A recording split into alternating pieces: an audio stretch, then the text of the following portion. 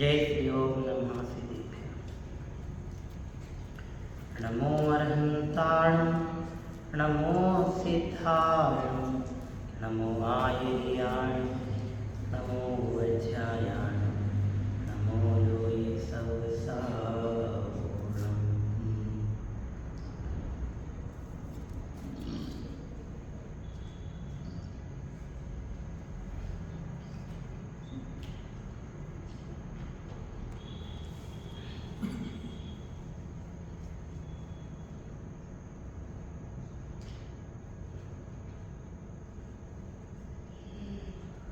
मंगलम भगवान वीरो मंगलम गौतमो गणी मंगलम कुंद कुंदात्यो जैन धर्मोऽस्तु मंगलम सर्वमंगल मांगल्यम सर्वकल्याणकारकम प्रधानम सर्वधर्माणां जैनं जयतु शासनम् जैनं जयतु शासनम्। तीन भुवन में सार वीतराग विज्ञानता शिव स्वरूप शिवका नमो त्रियोग समाहिनी। अहिंसा परमो धर्म की पंच परमेश्वरी भगवान की महान जैन धर्म की कविवर पंडित कविवर दौलत राम जी द्वारा विरचित ग्रंथ श्री छेड़ाला जी हमारे समक्ष विराजमान है। छेड़ाला जी की द्वितीय ढाल के आधार से अपनी यह सायंकालीन कक्षा स्वाध्याय क्रम चल रहा है। 8वें नंबर के छंद में हमने प्रवेश किया था। वहाँ हमने आग्रहिक मिथ्या चारित्र अर्थात कुचारित्र का लक्षण समझा था और इस तरह से 8वें नंबर के छंद तक मिथ्या दर्शन ज्ञान चारित्र की बात जो अग्रहित है उसकी बात संपन्न हुई थी। इसके बाद उसी छंद में इस तरह की बात आई थी आगे आने वाले जो छंद हैं उनमें ग्रहित मिथ्या दर्शन से संबंधित वर्णन प्रारंभ होगा। अब यहाँ ग्रहित मिथ्या दर्शन की बात प्रारंभ हो रही है। छंद क्रमांक है 9। आप सभी अपनी पुस्तक में देखेंगे। हम इस छंद में 9वें नंबर के छंद में और 10वें नंबर के छंद की पूर्वार्ध यानी पहली लाइन जो प्रथम पंक्ति है उसको बोलते हैं पूर्वार्ध और जो छंद की द्वितीय पंक्ति है उसको बोलते हैं उत्तरार्ध। 10वें छंद क्रमांक 9 और 10वें नंबर के पूर्वार्ध में हम ग्रहित मिथ्या दर्शन और कुगुरु का लक्षण पढ़ेंगे। क्या क्या पढ़ेंगे? इन 3 पंक्तियाँ हो गई। छंद क्रमांक 9 की 2 पंक्ति और 10वें नंबर की प्रथम पंक्ति। टोटल 3 पंक्तियों में 2 पॉइंट हम पढ़ेंगे। सबसे पहला पॉइंट है ग्रहित मिथ्या दर्शन का लक्षण। किसका लक्षण? सुनाई दे रहा सबको? किसका लक्षण? रुसैल किसका लक्षण? खड़े हो जाओ। किसका लक्षण पढ़ेंगे? ग्रहित मिथ्या दर्शन का लक्षण पढ़ेंगे। और इसके बाद बैठने का नहीं बोला।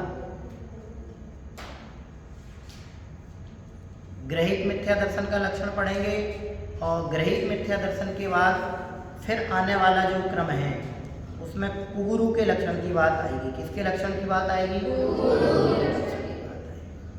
इस तरह से इन 3 पंक्तियों में 2 बातें हम पढ़ने जा रहे हैं। मिथ्या दर्शन तो मिथ्या दर्शन है, तो गृहीत हो या अग्रहित हो, दुख का ही कारण है। ऐसा नहीं है कि आग्रहित मिथ्या दर्शन ज़्यादा दुख का कारण हो गया, गृहीत मिथ्या दर्शन थोड़ा कम दुख का कारण है। मिथ्या दर्शन तो मिथ्या दर्शन है। ये डिवाइडेशन हमने वर्तमान की और अनादिकाल की अपेक्षा से किया है, सुख दुख की अपेक्षा से नहीं किया है। क्यों? मिथ्यात्व तो कैसा ही हो नियम से दुख का ही कारण है। मिथ्यात्व तो कैसा ही हो नियम से दुख का ही कारण है। हमने अपनी सहूलियत के लिए समझने की दृष्टि से दो भेद कर दिए। एक भेद किया ग्रहित का, दूसरा किया अग्रहित का। अग्रहित की बात हमने आपको बताई थी कि जो अनादिकाल से चला आ रहा है वो अग्रहित है, जो वर्तमान में ग्रहण किया जा रहा है वो ग्रहित है। और इसमें एक बात और आपको बताई थी कि जो आज वर्तमान का ग्रहण किया हुआ ग्रहित मिथ्यात्व है वो आने वाले समय में कैसा हो जाता है? अग्रहित हो जाता है। इसलिए मिथ्यात्व जो है वो दुख का ही कारण है। तो हमें तो मिथ्यात्व से बचने का प्रयास करना है। ऐसा नहीं है कि आज अग्रहित से बचने का प्रयास करते हैं फिर नंबर लगाएंगे ग्रहित मिथ्यात्व से बचने का। मिथ्यात्व तो दुख का ही कारण है। ऐसा जान करके मिथ्यात्व को जहर समझ करके तुरंत छोड़ देना चाहिए। हाथ में जहर है, समझ में आया ना? एक तो प्योर जहर है, दूसरा आइसक्रीम में जहर है। अब आपको पता चल गया कि दोनों में क्या है? जहर है। तो आप क्या करते हो? जो प्योर जहर है उसको तो छोड़ देते हो, जो आइसक्रीम वाला उसको हाथ में देख थोड़ा आइसक्रीम खा लेते हैं, जहर छोड़ देते हैं। ऐसा करते हो? उस आइसक्रीम को भी जहर जान के क्या करते हो? छोड़ देते हो। समझ में आया ना? ऐसे मिथ्यात्व तो मिथ्यात्व है, आग्रहित है कि ग्रहित है, इतने ज़्यादा लंबे चौड़े नहीं उलझो। अभी तो ये समझो कि मिथ्या दर्शन यानी दुख का मेन कारण। अब हमें उस मिथ्यात्व से, मिथ्या दर्शन से बचने का प्रयास करना है, जिसकी चर्चा यहाँ पे की जा रही है। ठीक है? तो ये वाली बात यहाँ बता रहे हैं कि गृहीत मिथ्या दर्शन कहते किसे हैं। तो छंद पढ़ेंगे, फिर उसके बाद इसकी परिभाषा अपन क्लियर करेंगे। मैं छंद पढ़ता हूँ, उसको आप लोग दोहराएंगे। छंद क्रमांक है 9। जो कुगुरु कुदेव कुधर्म सेव हो से चिर दर्शन मोहेव।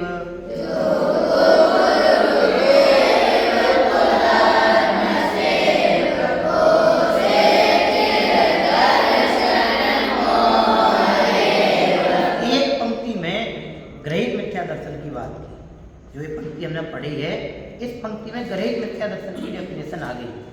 ग्रहित मिथ्या दर्शन का स्वरूप आ गया। क्या है ग्रहित मिथ्या दर्शन? तो पंक्ति है, जो कुगुरु कुदेव कुधर्म सेव हो से चिर दर्शन मोहेव।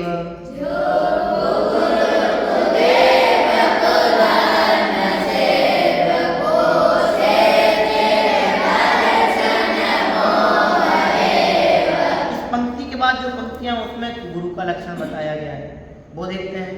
अंतर रागादिक धरे जेह बाहर धन अंबर ते स्नेह।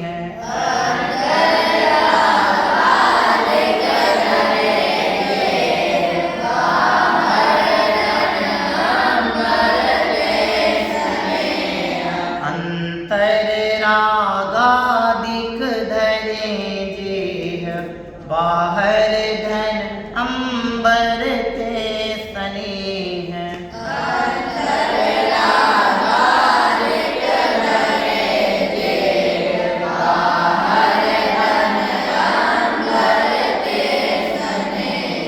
धारे कुलिंग लही महत भाव ते कुगुरु जन्म जल उपल नाव।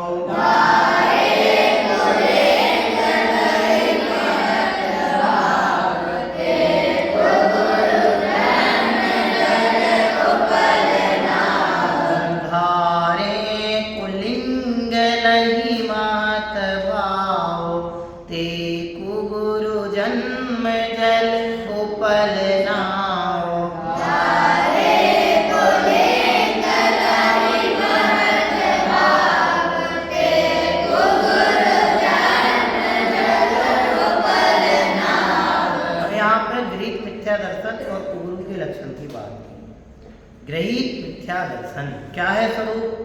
कि जो क्या लिखा है पंक्ति के पहले अक्षर में जो, अब वो जो कोई भी हो सकता है, A to Z, हम भी हो सकते, तुम भी हो सकते, संसार का कोई भी प्राणी हो सकता है। क्या लिख रहे हैं? जो कोई भी हो, क्या करता है? कुगुरु, कुदेव और कुधर्म, 3 शब्द गिनाए, कुगुरु, कुदेव और कुधर्म।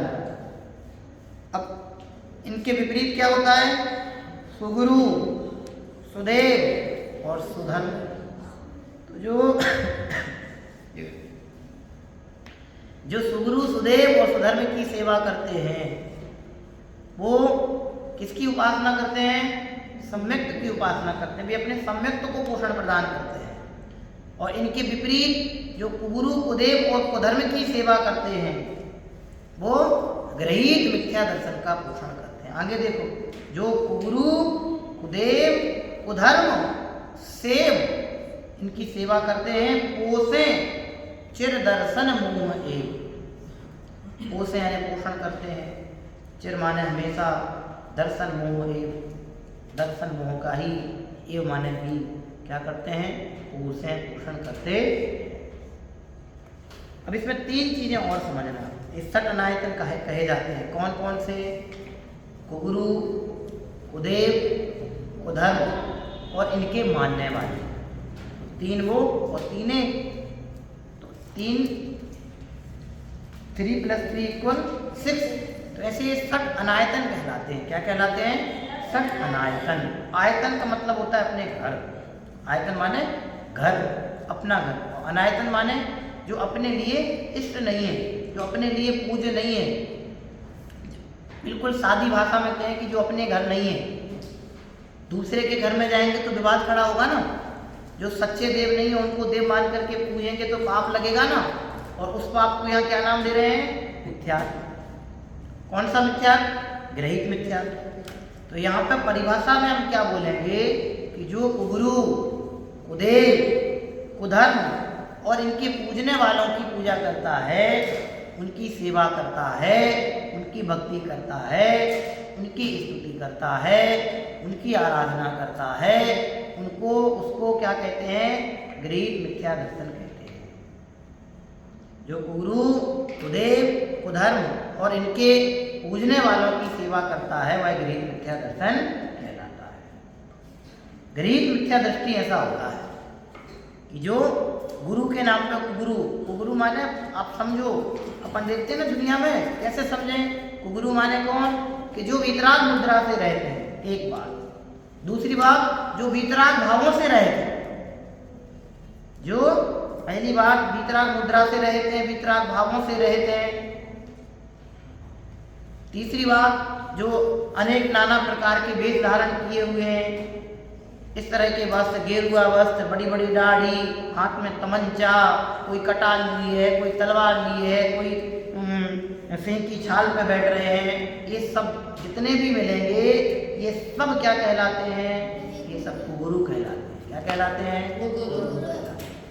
जो 5 इंद्रिय के विषयों के लोलुपी हैं वे सच्चे गुरु नहीं हो सकते। जो मोह राग द्वेष से सहित हैं वे सच्चे गुरु नहीं हो सकते। जिनको ऐसा लगता है कि ये समाज का श्रेष्ठ व्यक्ति है, ये समाज का निम्न व्यक्ति है, वे सच्चे गुरु नहीं हो सकते। जो उच्चता का और नीचता का भेद करते हो वे सच्चे गुरु नहीं हो सकते। जो श्रेष्ठ अश्रेष्ठ का भेद करते हो वे सच्चे गुरु नहीं हो सकते। जो ऊंचा नीचे ऊंच नीच पने का भेद करते हो वे सच्चे गुरु नहीं हो सकते। समझ में आया ना? ये प्रधानमंत्री है, ये नौकर है, जो ऐसा भेद रखते हो वो गुरु नहीं हो सकते, सच्चे गुरु नहीं हो सकते। सच्चे गुरुओं का तो भाव कैसा होता है? सबके प्रति समान पने का भाव होता है। सच्चे गुरु सबको वीतराग दृष्टि से देखते हैं, इसलिए वीतरागी गुरु ही सच्चे गुरु होते हैं। क्यों? क्योंकि वे वीतरागी गुरु ही सबको समान एक भाव से देखते हैं। राजा आ जाए या रंक आ जाए, दोनों के लिए एक समान आशीर्वाद देते हैं। कौन? वीतरागी दिगंबर संत। वे ही सच्चे गुरु हैं जो नग्न दिगंबर जैनेश्वरी दीक्षा को अंगीकार किए हुए हैं, विषयों की आशा से रहते हैं, रत्कंड श्रावकाचार्य जी में सच्चे गुरु का लक्षण लिखा सर्वज्ञ। क्या लिखा है? विषयः सा वसाति तो निरारंभो परिग्रहा ज्ञान ध्यान तपोरक्तः तपस्वी सह प्रशस्यते। जो 5 इंद्रिय के विषयों की आशा से रहित हैं, निरारंभो परिग्रह, जो समस्त प्रकार के आरंभ और परिग्रह से रहित हैं, और कैसे हैं? ज्ञान ध्यान तपोरक्तः, ज्ञान और ध्यान में सदा लवलीन रहते हैं। तपस्वी सह प्रशस्यते, वह तपस्वी वीतरागी संत ही सच्चे गुरु के रूप में प्रशंसनीय, इसके अलावा दूसरा कोई गुरु नहीं है। उनकी बात तो छोड़ दो, जो नाना प्रकार के वेश बना करके लोगों को गुरु बन करके ठगने का प्रयास कर रहे हैं धर्म के नाम पे, किंतु जो वीतराग मुद्रा को भी धारण किए हुए और इस तरह के प्रकल्प उनमें देखने में आते हैं, तो वे भी सच्चे गुरु नहीं है। बहुत बड़ा है सच्चे गुरु का स्वरूप। जब तक हम गुरु का स्वरूप नहीं समझेंगे तब तक हम इसमें क्या से नहीं बच सकते, क्योंकि गुरु ही हमारे लिए बस देव तो दिख नहीं रहे सच्चे, साक्षात विराजमान नहीं है, प्रतिमा के रूप में हमने विराजमान कर रखे। सच्चे गुरु मिलना भी दुर्लभ है। सच्चे गुरु मिल जाए तो ये समझना कि सौभाग्यशाली हैं। ये हीन काल ऐसा है, रावण के भाई का नाम था विभीषण। तो विभीषण ने बोला कि अगर मैं झूठ बोल रहा हूं तो मेरा जन्म पंचम काल में हो कर्मभूमि, मेरा जन्म पंचम काल में हो जाए। तो पंचम काल में जन्म मिलना कोई अच्छी बात नहीं है। सच्चे गुरुओं का साक्षात समागम नहीं मिल पाता, होते नहीं है, ऐसा नहीं कह रहा हूं। पंचम काल के अंत तक भावलिंगी संत रहेंगे, लेकिन उनकी परख कैसे? सच्चे गुरु मिलना बहुत दुर्लभ है। सिर्फ पीछे कमंडल ले लिए मुनि हो गए, ऐसा नहीं है। मुनियों की योग जो धर्माचरण है वो भी होना चाहिए। हमने एक दिन आपसे कहा था कि श्रमण धर्म और श्रावक धर्म, ये जिन धर्म के 2 मजबूत पाए हैं, स्तंभ हैं, इन 2 पायों में से एक भी स्तंभ यदि अयत्नाचार रूप प्रवर्तित होता है, उनके योग जो जिम्मेदारी और कर्तव्य है उनके विपरीत प्रवर्तन करते हैं, तो जैन शासन की महान हानि होती है। इसलिए दोनों स्तंभों का मजबूत होना जरूरी है। जब श्रमणाचार उसमें चिन्हित होने लगे तो श्रावकों की जिम्मेदारी है कि उनकी सेवा शुश्रूषा भैयावृत्ति करके श्रमणों को धर्म मार्ग पर स्थित करने का प्रयास करें। और जब श्रावकाचार शिथिलता को प्राप्त होने लगे, श्रावकगण शिथिलता का पोषण करने लगे, तो श्रमणों की जिम्मेदारी है कि वे श्रमण श्रावकाचार को श्रेष्ठतम रूप प्रदान करने के लिए प्रयास करें, प्रेरणा करें। लेकिन ये पंचम काल ऐसा है कि दोनों ही विपरीतताओं से भरे हुए हैं। इसलिए अपने निर्णय पर बल देना। आचार्यों ने, ज्ञानियों ने जो गुरुओं के लक्षण निर्धारित किए हैं, वो लक्षणों से गुरुओं की पहचान करना। विषयों की आशा, ऐसा नहीं कि सर्दी चल गर्मी आए तो एसी में यूज करने लगे, कूलर नहीं।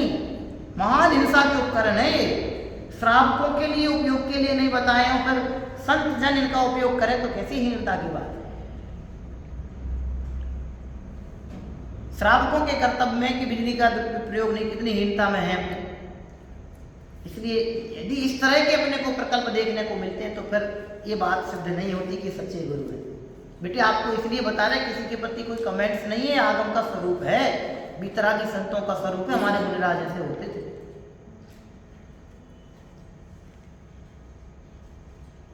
एक दिन ऐसा होगा प्यारे, जंगल होगा वासा।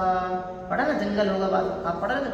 खुद गले का क्या विश्वासा, जैसे पानी पीछे बतासा।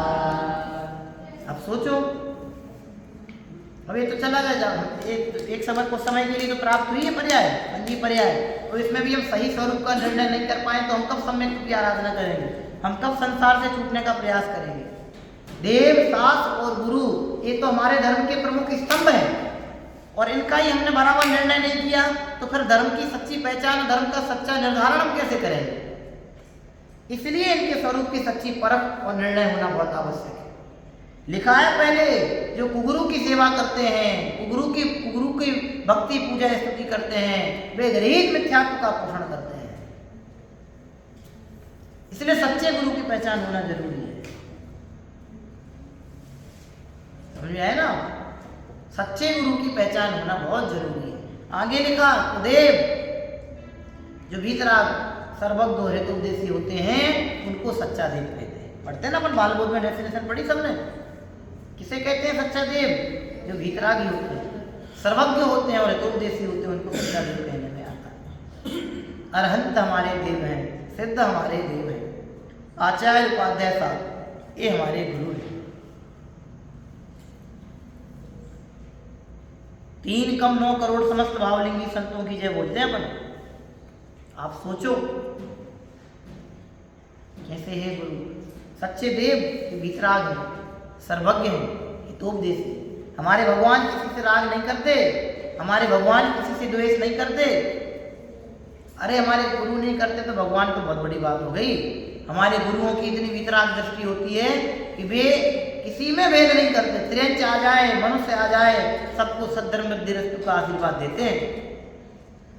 सबके धर्म वृद्धि हो, स्वस्ति भव, सबका अविनाशी कल्याण हो, ऐसे श्रेष्ठ आशीष प्रदान करते हैं। ऐसे नहीं कि तुम लौकिक उन्नत कलेक्टर बन जाए, कोई पद है क्या? ये मंत्र तंत्र करने वाले अपने नहीं होते हैं। अरे अपने में तो ऐसे ऐसे कथानक हैं कि मुनिराज ने अपने पैर के, बाली मुनिराज का नाम सुना? भर्तृहरि जो हुए हैं, भर्तृहरि मुनिराज हुए, उनके भाई थे। भर्तृहरि ने जब विद्या सिद्धि की, सोने बनाने की कला सीख ली, जिन्होंने नीति शतक लिखी, उनके एक भाई थे, नाम स्मरण में नहीं आ रहा मेरे को। तो वे गए, तुमने क्या ये अपने शरीर की हालत बना ली? वे दिगंबर मुनि हो गए थे, ये बाबा बैरागी होके अपनी तपस्या करने लगे थे। उनने विद्या सिद्ध कर ली थी, पत्थर से सोना बनाने की कला सीख ली थी। इधर इन्होंने अपने, इनके बड़े भाई ने दीक्षा ले ली थी जैनेश्वरी। वे अपने तप करते हुए कर्मों का खपन कर रहे थे। तो एक दिन बहुत लंबे समय बाद जब इन्हें विद्या सिद्ध कर ली, पत्थर पे वो बनाने की, क्या मंत्र से मिट्टी से पत्थर पे फेंकी तो पाषाण सोने का बन जाता है। तो वे अपने भाई के पास गए, बोले तुमने इन 20 सालों में अपना जीवन खराब कर लिया, कैसा शरीर तुम्हारा दुर्बल हो गया, कमजोर हो गया। और हमने देखो अब तुम्हें टेंशन लेने की जरूरत नहीं है, हमने सोना बनाने की कला सीख ली है। समझ में आया? सोना बनाने की कला सीख ली है। अच्छा, उनने प्रैक्टिकल दिखाया, अपने फेंका हो, सोने का बन गया। बहुत एटीट्यूड के साथ बोला उन्होंने। तो उन्होंने बोला भाई तुमने अपना ये समय बर्बाद कर लिया। इतनी तो हमारे पैर की पगधूली, पैर के तले की मिट्टी में इतनी सामर्थ्य है कि हम पूरे पर्वत को सोना बना सकते हैं। क्या बात कर रहे हो? नहीं हो विश्वास तो देख लो। तो उनने मुनिराज ने, भर्तृहरि की जो भाई मुनिराज हो गए थे, उन्होंने अपने तलवे के नीचे की मिट्टी उठाई और पर्वत पे फेंक दी, तो पूरा पर्वत सोने का बन गया, स्वर्ण पर्वत हो गया। ये है दिगंबर महाराजों की तप साधना और वैराग्य का चमत्कार। उनने किया ऐसा नहीं, ये बाहर की विद्या सिद्धियां तो स्वयं प्रकट हो जाती, करने नहीं पड़ती। बस हमारे मुनिराजों की दृष्टि वीतराग होती है। वीतराग मुद्रा, वीतराग दृष्टि और वीतरागता का ही पोषण और वीतरागता का ही उपदेश, सबके हित में प्रिय वचन उनके मुखारबिंद से निकलते हैं। ऐसा नहीं कि किसी के लिए कुछ भी बोले जा रहे। भाषा समिति के धारी होते हैं, 5 समितियों का नृत्यचार पालन करते हैं, 28 मूल गुणों का नृत्यचार पालन करने वाले दिगंबर वीतरागी संत होते हैं। इसलिए वे जन जन के संत होते हैं। जैन संत नहीं होते, वे जन जन के संत होते हैं। जैन तो जाति बहुत बाद आई है, पहले जैन जाति थोड़ी थी जब वर्ण व्यवस्थाएं चलती थी। जो जिनको माने तो जैन, ऐसी बात निकलती है। आप कल्पना करके देखो कि वीतरागता का और वीतरागियों का स्वरूप कैसा है। ऐसे होते हैं दिगंबर संत। अब जब दिगंबर संतों का इतना महात्म्य है, तो दिगंबर देव यानी वीतरागी देव का कितना बड़ा महात्म्य होगा, वो तो और हमें सोचनी है। इसलिए बेटे ये निर्णय बहुत जरूरी है। जब तक हमारा इनके निर्णय, इनके स्वरूप का निर्णय बराबर नहीं होगा, तब तक हम अपने सम्यक्त्व का पोषण नहीं कर पाएंगे। इसलिए लिखा है गुरुओं के नाम पे वो गुरुओं की सेवा और भक्ति में उलझता है, घृत मिथ्यात्व का पोषण करता है। आगे लिखा उदेव, सच्चे देव के अलावा, वितरागी देव के अलावा, सर्वज्ञ देव के अलावा, हितोपदेशी देव के अलावा अन्य में नाना प्रकार के सरागी देवी देवताओं में देवत्व की कल्पना करके उनकी पूजा करता है। जो सरागी देवी देवता हैं, जो अस्त्र शस्त्र सहित हैं, जो सपत्नीक हैं, विविध प्रकार के अस्त्र अपने पास रखते हैं, विविध प्रकार की मुद्राएं बना के रखे हुए हैं, उनको जो देव मानते हैं, गाय में 33 करोड़ देवों की स्थापना करके बैठे हुए हैं, इन सबको देव मानना, सच्चा देव मान करके पूजना, इनकी भक्ति करना, इनकी सेवा करना, ये गरीब मिथ्यात्व है। समझ में आए? जो सच्चे देव नहीं है, जिनमें देवत्व की कल्पना ही नहीं है, संभावना ही नहीं है, वे होते हैं अदेव। सुदेव, जो भीतरागी सच्चे देव है वे कहलाते हैं सुदेव। फिर होते हैं कुदेव। कुदेव माने जो सच्चे देव तो नहीं है, रागी देवी देवता के जो विविध रूप हैं वे कहलाते हैं कुदेव। अदेव, कुदेव, कुदेव, एक और क्या होते हैं? 3 ही होते हैं ना। हाँ, इस तरह से 3 अपन पढ़ते हैं जिनमें देवत्व की कल्पना नहीं है, संभावना ही नहीं है। जैसे पेड़ है, पत्थर है, नदियां हैं, इनमें देव बने की संभावना ही नहीं है, फिर भी लोग उनको, गंगा को मैया देवी मान के पूछते हैं। होता कि नहीं होता? नर्मदा को देवी मान के पूछते हैं। तुम्हारे यहाँ चलता होगा सब। बरगद के पेड़ को पूछते हैं, पीपल के पेड़ को पूछते हैं, कभी कभी अब तो आंवले के पेड़ को पूजने लगे, तुलसी के पेड़ में जल डालते हैं लोग। तो ये जहाँ देव बने की कल्पना ही नहीं है, वो सब अदेव। फिर कुदेव, जो मिथ्या दृष्टि रागी जैसी देवी देवता हैं, अस्त्र शस्त्र सहित हैं, उनको देव मान करके पूजना, वो कहलाते हैं कुदेव। वो सब है कुदेव की श्रेणी में। और सच्चे देव जो भीतरागी सर्वज्ञ हृतोपदेशी परमात्मा है, वे कहलाते हैं सच्चे देव। सच्चे देव की आराधना का प्रतिफल है सम्यक दर्शन। जिनेंद्र मुद्रा के पाद मूल में हम सम्यक दर्शन को प्राप्त कर सकते हैं।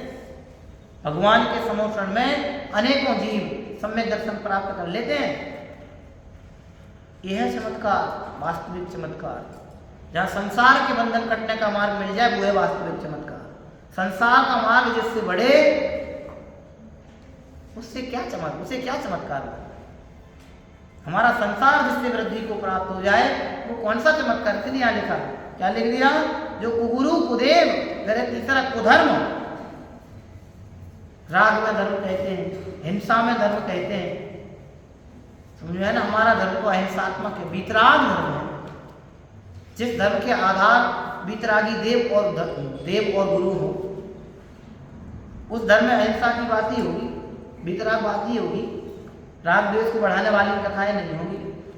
तो राग द्वेष वर्धक हिंसात्मक जो प्रवर्तन रूप कथन है, जहाँ धर्म की बात कही जाती है, हिंसा में जहाँ धर्म बताया जाता है, वो सब कुधर्म की श्रेणी में आता है। वीतराग धर्म के अलावा, निर्ग्रंथ धर्म के अलावा, सर्वज्ञ प्रणीत धर्म के अलावा अन्य जो भी हैं, जितने भी हैं, वे से सब उधर्म जानना।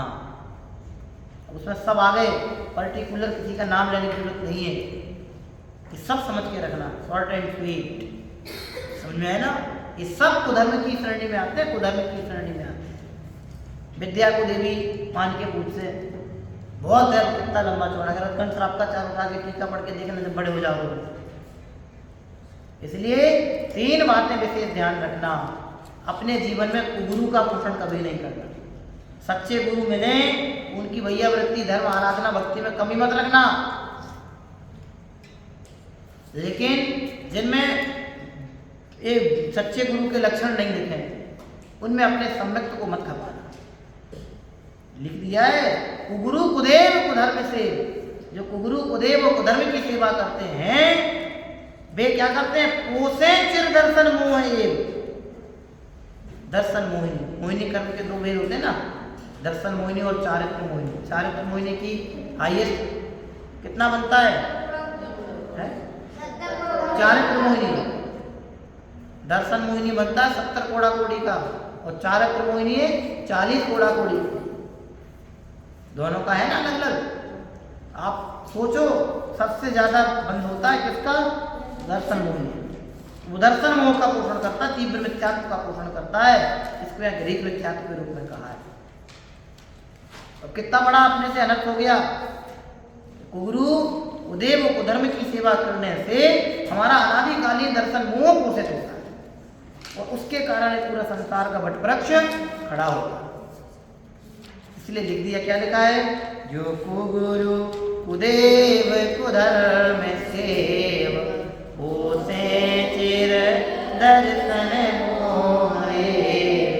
इस तरह से वे अपने ग्रीक मिथ्या दर्शन का ही पोषण करते, और ग्रीक मिथ्या दर्शन का पोषण करना माने अपने संसार को बढ़ावा प्रदान करना। तो संसार से जिनको बचने की भावना है, संसार के नाश की जिनकी भावना है, तो वे वर्तमान में क्या करें कि सच्चे देवदास गुरु ही हमारे लिए शरण है। इसके अलावा दूसरा कोई शरण नहीं है। शुद्धात्म पंच गुरु जग में शरणों दो, मोह उदय जिय के व्यथा आन कल्पना हो। एकमात्र परमार्थ से मुझे मेरा शुद्धात्मा शरण है, और व्यवहार से पंच परमेष्ठी वितराग धर्म। समझ में आया ना? वितरागी देव यही शरण है, और इनके अलावा अपने लिए कोई शरण भूत नहीं है। कितना लिखा है, इस संसार में मेरे लिए कौन है? मैं ही मेरे लिए शरण। दूसरे एक लिख दिया है आपने, कुगुरु कुदेव कुधर्म की शरण में जाने से अपने दर्शन मोह का ही पोषण करेंगे। सच्चे गुरु के नाम पे हर किसी को गुरु मान करके पूजेंगे, तो अपने मिथ्यात्व का ही पोषण करेंगे। लौकिक में भी जो शिक्षा गुरु में भी धर्म, दो तरह के गुरु होते हैं, शिक्षा गुरु और धर्म गुरु। धर्म गुरु माने जो हमारे वितरागी संत हैं, वो शिक्षा गुरु को इसमें शामिल नहीं किया, सुगुरु में या कुगुरु में। वो तो अपने को एक सामान्य पथ प्रदर्शक हैं। समझ में आया ना? ये मोक्ष मार्ग के प्रकरण में कुगुरु और सुगुरु की बात है, शिक्षा गुरु की बात यहाँ नहीं है। शिक्षा गुरु को ज़्यादा इतना इम्पोर्टेंट नहीं दिया है। वो तो अपने सामान्य लोकाचार रूप जो शिक्षा है उसको प्रदान करते हैं, सिखाते हैं मानव जीवन के लिए। लेकिन जो हमारे संसार और मोक्ष से संबंधित जो कथाएं हैं, जो सिखाते हैं, जो संसार के मार्ग में वृद्धि को प्रदान कराएं, वे सबको गुरु समझो। और जो मोक्ष के मार्ग में खुद बढ़े हमको बढ़ाएं, वे गुरु समझो। सच्चे गुरु होते हैं वितराग धर्म के उपासक, आराधक और प्रेरक। इसलिए एक बात हमने आपसे कही कि जिनका वितराग, जिनकी दृष्टि वितराग होती है, जिनके भाव वितरागतामय होते हैं, और जिनके उपदेश वितरागता से संपन्न होते हैं, वे वितरागी निर्ग्रंथ दिगंबर गुरु ही हमारे वास्तविक सच्चे सम्यक, जिनके वचन हित में प्रिय निकलते हैं, जो 28 गुणों का नृत्याचार पालन करते हैं, जो 5 इंद्रिय विषयों से कैसे होते हैं, रहित होते हैं, जो 5 समितियों का विधिवत श्रेष्ठ रूप में प्रतिपालन करते हैं, ऐसे होते हैं हमारे सच्चे गुरु। समझ में है ना? नग्न दिगंबर नहीं आडंबर, स्वाभाविक है शांत स्वरूप। पढ़ते नहीं पढ़ते? ऐसे होते हमारे गुरु। है परम दिगंबर मुद्रा जिनकी, वन वन करे बसेरा,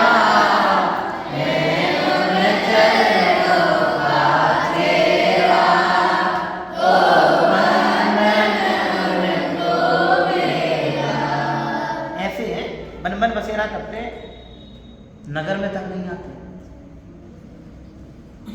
आए तो कैसे? कदाचित आहार के लिए नगर में आए, आहार करके बिल्कुल तत्काल। ऐसे होते दिगंबर से। सर्दियों में नदियों के किनारे, समझ में आया ना? गर्मियों में पर्वत के ऊपर, बरसात में सघन वनों में, ऐसी जो तप में ध्यान रहते हैं, लीन रहते हैं, वे होते हैं दिगंबर संत, जिनकी मुद्रा देख करके हिंसक प्राणी भी अहिंसक व्यक्ति को प्राप्त हो जाते हैं। आपने देखे होंगे दृश्य कि हिरण और सिंह पास में बैठ करके क्या करते हैं, उपदेश सुनते हैं। ऐसे होते हैं निर्ग्रंथ संत। वे निर्ग्रंथ वितरागी दिगंबर संत ही हमारे वास्तविक संत हैं, गुरु। समझ में आया ना? ऐसे गुरुओं की शरण अपने को प्राप्त हो जो विषयों की आशा से रहित हों, समस्त प्रकार के आरंभ परिग्रह से रहित हों। मुनिराजों के लिए कहा है कि पीछी कमंडल के अलावा और कदाचित शास्त्र जितनी उपयोगिता उतनी, इसके अलावा रंच मात्र भी उनके पास कुछ पाया जाता है तो वो सब परिग्रह की कोटि में आता है। वे सच्चे गुरु नहीं। चाहे तुम्हारी चटाई हो, चाहे चश्मा हो, चाहे ब्लड प्रेशर की मशीन हो, समझ में आया ना, चाहे बैग हो, चाहे कुछ भी हो, आप ये है दिगंबर संतों का। दिगंबर संत माने ऐसी प्रोसेस जहाँ सारी सांसारिक प्रवृत्तियों से पूर्णतः विश्रांति लेनी पड़ती है, हो जाती है, लेनी नहीं पड़ती। ये है इतनी बहुत कठिन से परिचर्या है, आसान नहीं है दिगंबरत्व तो अपनाना। हर किसी की दिगंबर माने दिशाएं ही जिनका अंबर है। दिगंबर माने दिक माने दिशाएं, अंबर माने बस दिशाएं ही जिनके अंबर है, वे हैं सच्चे दिगंबर।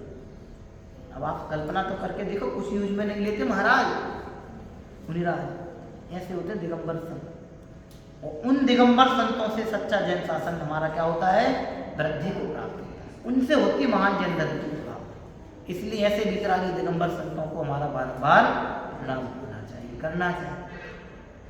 समझ में आए? एक बार कर पात्र में पढ़ते हैं, अल्प असनले हो खड़े नीरस सरस समान। जैसा मिल गया ले लेते हैं, स्वाद ध्यान में नहीं रखते। स्वाद लोलुपी नहीं होती हमारे लिए, खाने की चीज इच्छा नहीं होती उनकी। खाने के लिए जीवन नहीं जीते हैं, जीवन चलाने के लिए थोड़ा बहुत ग्रहण करते हैं। वो भी ऐसे ग्रहण नहीं करते कि आओ भूख लगी तो दो, ऐसा नहीं। स्वाभिमान से आते हैं, सिंहवृत्ति पूर्वक नवदा भक्ति पूर्वक यदि विधिवत आहार मिलेगा तो ग्रहण करेंगे, अन्यथा आहार भी ग्रहण नहीं करते। ऐसे होते हैं निश्चल वृत्ति के धारक हमारे दिगंबर। समझ में आया ना? तो ऐसे महान संत, ऐसे सच्चे गुरु, सच्चे देव और सच्चे धर्म की शरण ही हमारे लिए ग्रहणीय है। उनसे हमारा सम्यक पोषण होता है। और इसके विपरीत जो गुरु कुदेव को धर्म है और उनके उपासक हैं, ऐसे सठ अनायतनों के सेवन से हमारा गृह मिथ्या पोषण होता है। हम सब भी सच्चे देवता का स्वरूप समझ करके अपने सम्यक को पोषण प्रदान करते हुए धर्माचरण को परिवर्तित होते हुए मोक्ष मार्ग को प्रशस्त करें, ऐसी परम पवित्र भावना से विराम लेते हैं। विचारना। ओम नमः शिवाय।